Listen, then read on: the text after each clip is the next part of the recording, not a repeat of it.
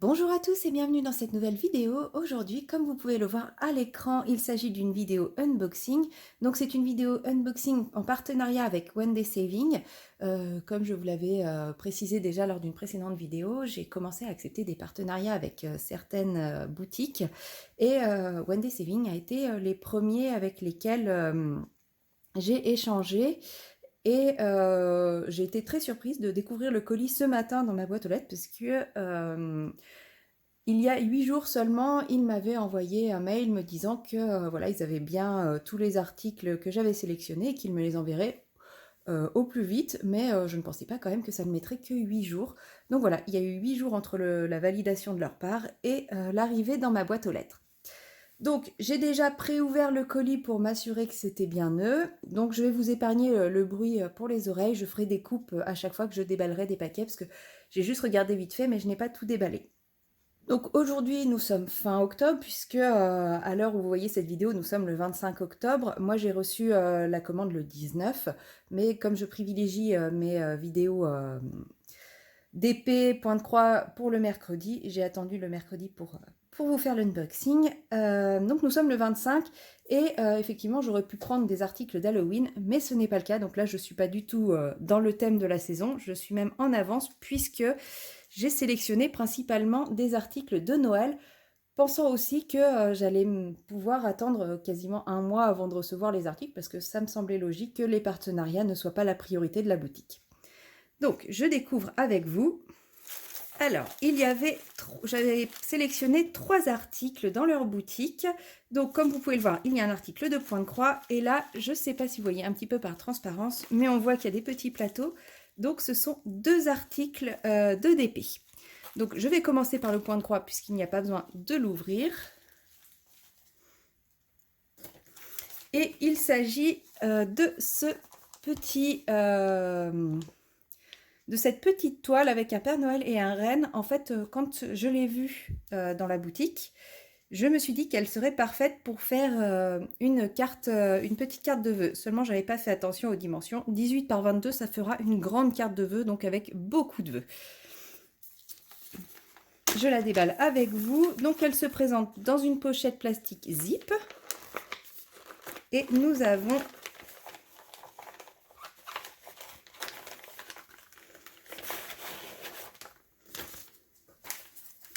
à l'arrière de la pochette plastique toutes les instructions sur comment débuter le point croix, comment faire le point de croix.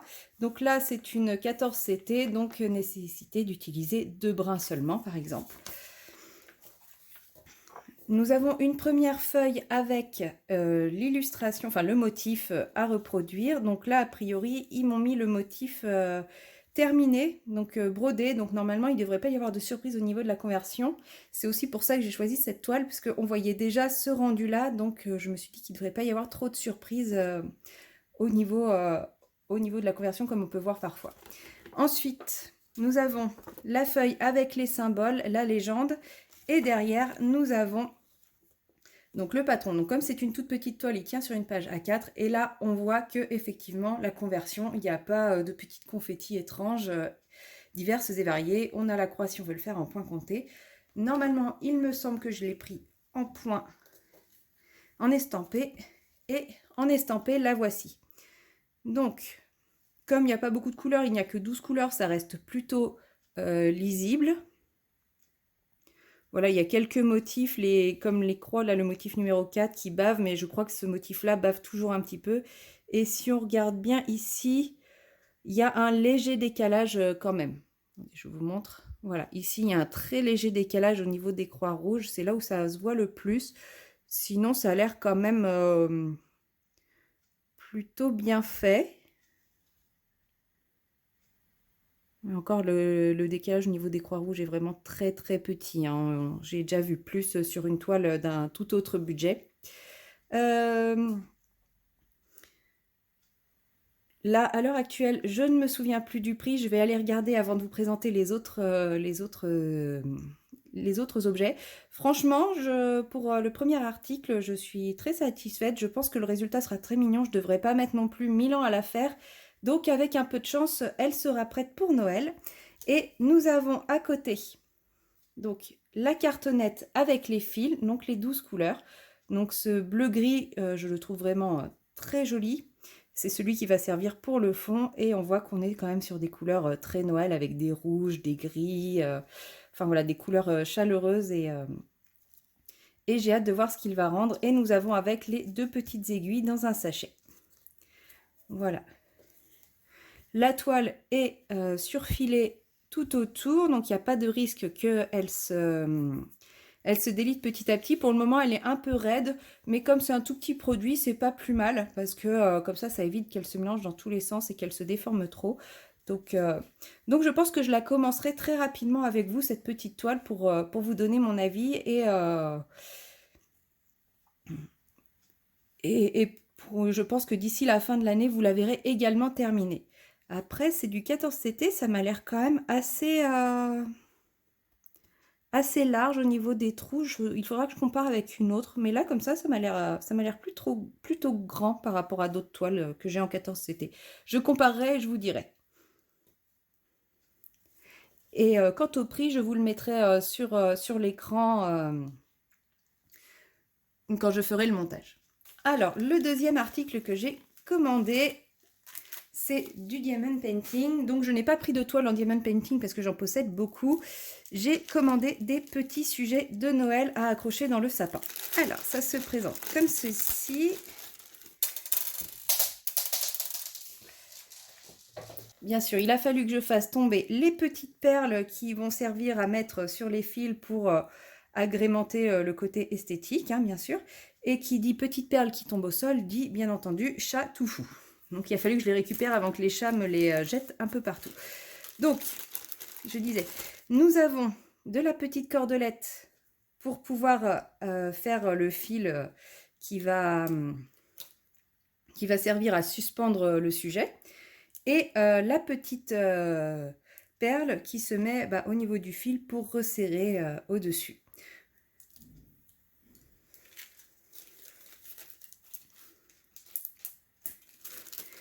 Nous avons bien entendu un toolkit de base avec la barquette, la colle et le stylet.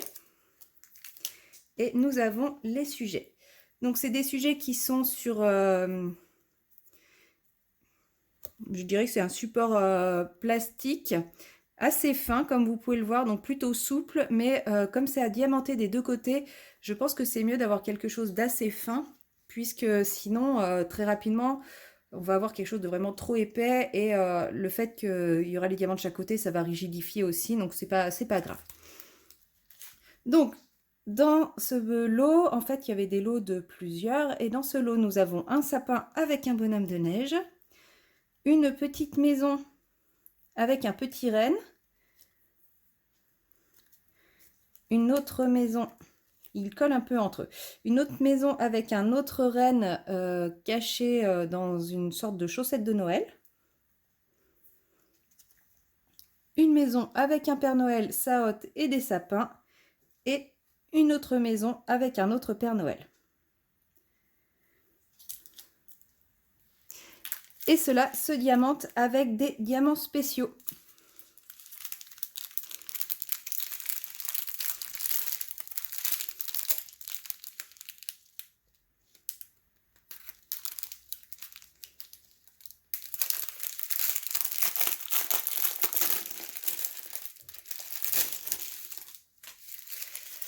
Donc nous avons une grande ribambelle de diamants spéciaux. Je ne sais pas combien il y en a. 1, 2, 3, 4, 5, 6, 7, 8, 9, 10, 11, 12, 13. J'ai perdu le compte.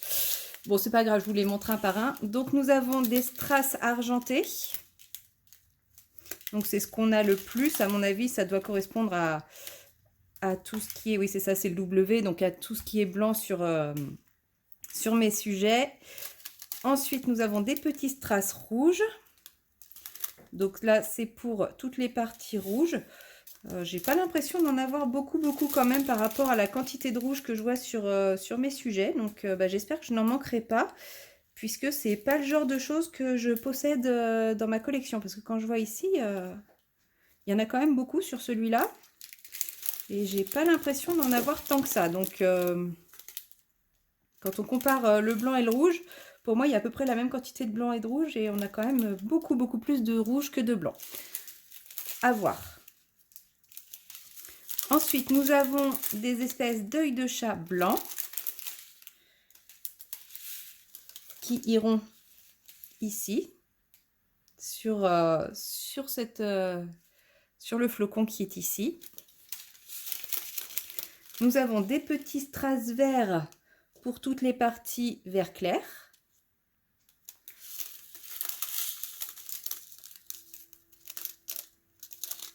Des diamants noirs classiques pour le chapeau du bonhomme de neige principalement et les pieds du Père Noël. Les strass jaunes pour ce renne là ici. Des strass verts un peu plus gros pour les sapins. Des petits strass verts plus foncés qui doivent également aller dans les sapins. Des strass orange un petit peu plus gros.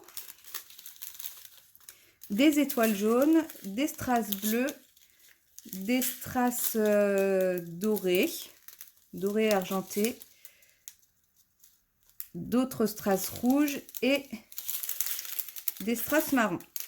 Donc voilà, il y a quand même de quoi faire au niveau strass, hein. C'est joli, ça devrait être bien brillant, ça va rendre très bien, je pense, dans mon sapin. J'espère juste avoir assez au niveau des rouges, puisqu'il faut quand même diamanter les deux côtés. Je pense que je vais quand même envoyer un petit message à la compagnie, pour savoir s'il n'y a pas un problème au niveau des strass rouges, parce que pour moi, là comme ça, il en manque. Et le dernier article, donc en fait le dernier article fait partie de la même collection. Donc on va retrouver également le stylet, la colle et la barquette en tout le kit de base. La pochette de diamant que j'ouvre dès maintenant.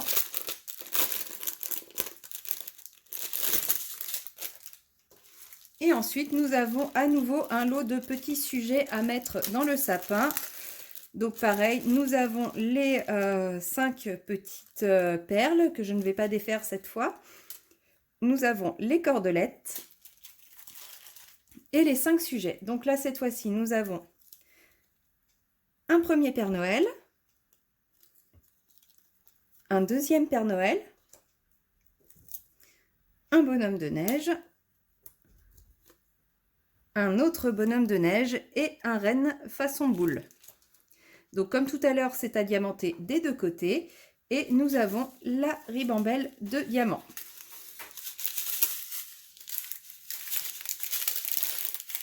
Donc là, nous avons une grande quantité de strass rouges qui servent à quasiment toutes les zones rouges.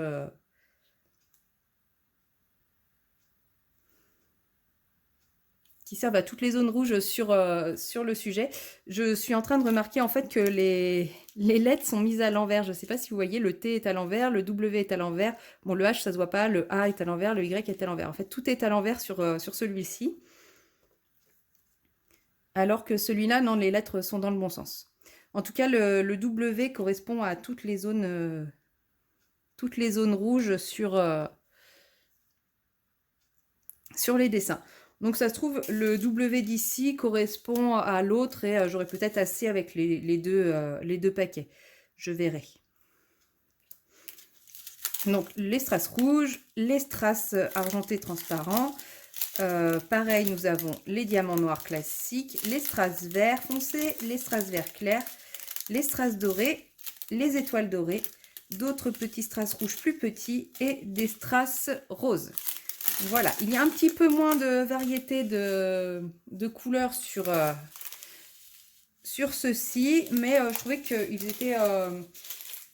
J'aimais bien aussi le design et je trouvais qu'il complétait déjà le premier lot que je vous remontre. Donc là, hop, on a un lot.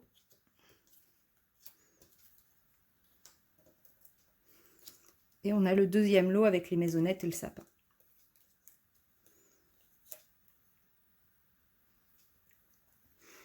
Voilà.